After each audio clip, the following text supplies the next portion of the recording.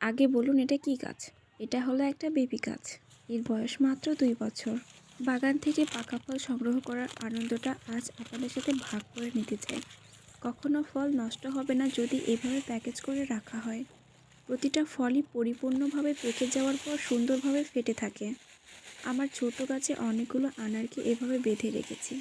মাঝে মাঝে যখন নজর দেই দেখব একটা না একটা এমনিভাবেই পেকে রয়েছে। ঠিক এই মুহূর্তটাই অনেক বেশি আনন্দের। বাগানে লাগানো গাছগুলো অনেক বেশি যত্নের।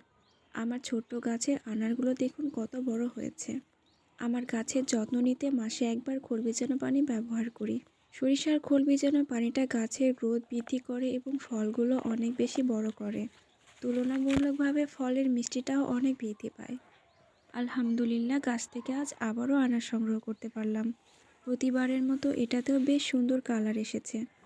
ছোট্ট টবের ছোট্ট গাছের কত বড় আনার। বাড়ির কোনো অংশ ফেলে না রেখে গাছ লাগায়, গাছেদের সাথে সময় কাটায়।